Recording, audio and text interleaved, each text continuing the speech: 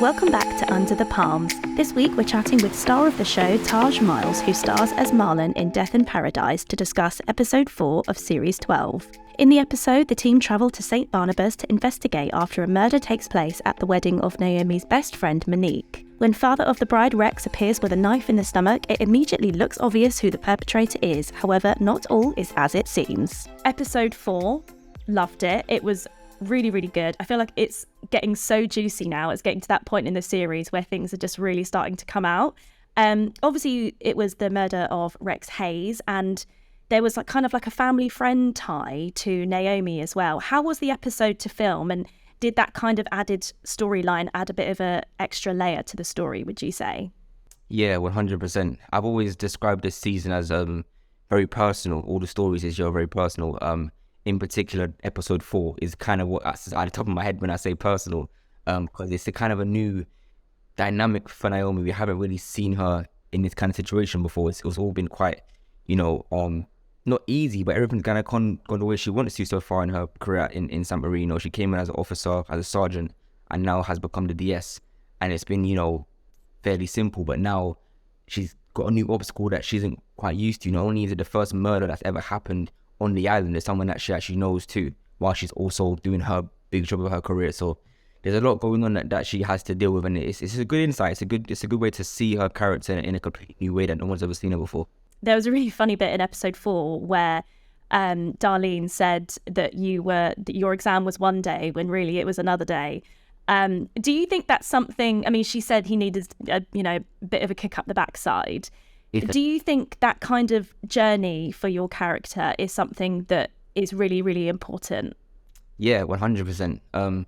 He's this is the first time in his life where things aren't completely easy for him. Things have never been easy for him, but he's always had a solution for it, which was just, whatever, I'll go on the street and sell a few things here and there and have a temporary solve for things. But this is now a situation where it's his future and his life that is on the line, and he really cares about it. So things like, his sergeant's exam, no matter how much he tries to put an effort into it, he's still Marlon. He still has quite a laid back way of thinking that everything will kind of work itself out. But luckily he's got people around him like Darlene, Neville, Naomi, that kind of give him that kick up the backside that he needs for something like this, as serious as this. Yeah, but I feel like that kind of aspect is kind of like what the viewers love about your character as well. Like, you're almost like the younger brother. People want to take care of you, don't they? Like within the show. I have a similar dynamic to some of my cousins, and same with my older cousins that they had with me when I was growing up, where you got that kind of young youthful mentality where things aren't too important until you get older. Everything now is, I can make mistakes, but there's people around Marlon saying you've made mistakes in your past already. That's kind of why you're here in the first place, because of the mistakes that you made. But luckily you managed to get a better life out of your mistakes, so don't mess it up. You've got a chance now to even take it even further, and you're going back to what you did before you came here. So people like Darlene are telling him you have to really fix up, which is brilliant. We need people like Darlene to kind of get the Marlons in shape every now and again. Totally. Well, without spoiling anything, of course, just looking at your character's future and the exams, do you think that if Marlon were to progress within the police force and eventually become a sergeant, do you think kind of like that youthful spark that you've got and might kind of do the job a bit of a favour in a way? 100%. I think no matter what position Marlon was in, whether it be trainee, officer, sergeant, DS, inspector, or commissioner, whatever it might be, I think he will always bring that youthful energy, because that's just him. That's how he grew up.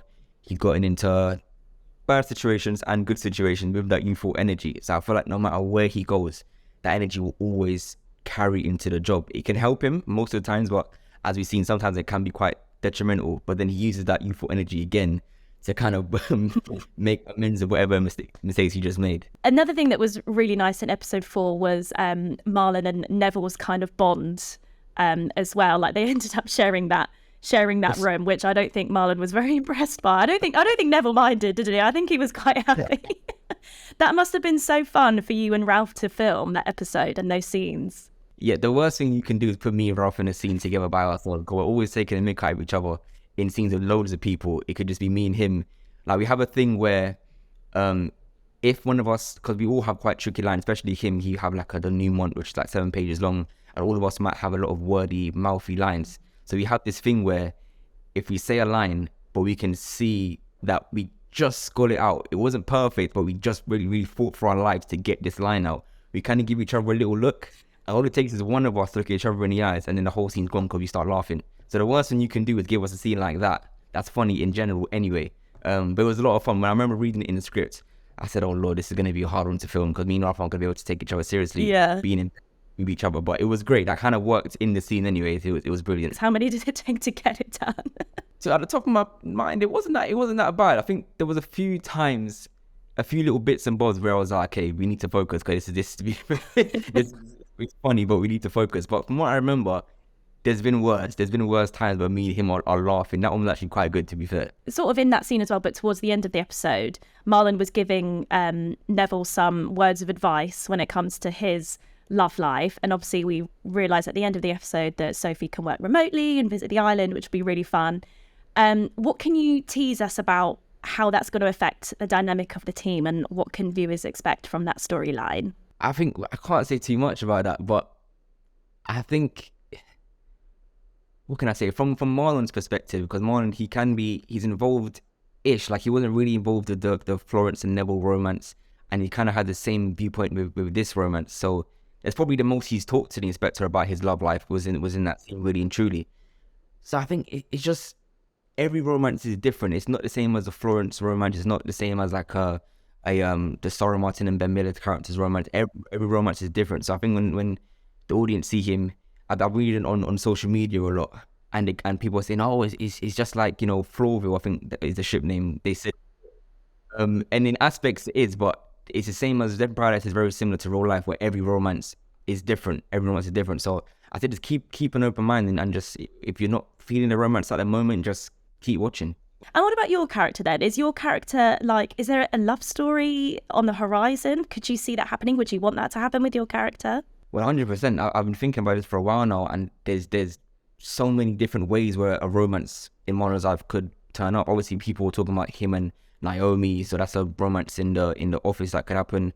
It could be, you know, someone that he used to be a criminal with back in the day, and they had like a little Bonnie and Clyde thing going on.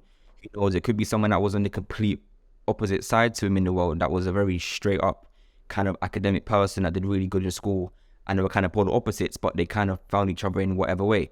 There's many ways that a love life could work for Marlon in the show. So yeah, when we get to see it, whenever that is, I hope the audience enjoy it. Well, other characters on the show, like, you know, Don Warrington and Elizabeth, they've been on the show for such a long time, and they've become, you know, basically part of the Death in Paradise furniture.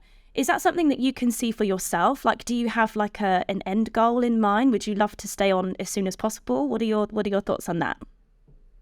That's a great question. That's like asking me what I want to, like, it's a question you get like, oh, what do you want to do in the next 5 years? I don't know what I want to do in the next 5 days, honestly. My mind time. So but I'm open to anything. I don't really have compared to other people in their careers, they go, you know, in 5 years I want to do this, by the time I'm 23 I want to do this. I'm just kind of like, I just take everything as it comes towards me. If things change.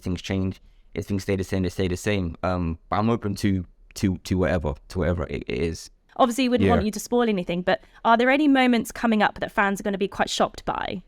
As in typical Death in Paradise fashion, there's always things around the corner. Exactly what, I can't tell you, because I'd probably describe it as boxing. There's a few like jabs, there's a few right hooks, there's a few uppercuts. Like there's twists in loads of different ways, as the fans will know. But from watching it since series 1, there's always something around the corner. Thank you so much for joining us for this week's Under the Palms. Don't forget to like and subscribe, and head over to hellomagazine.com for more Death in Paradise content. Bye.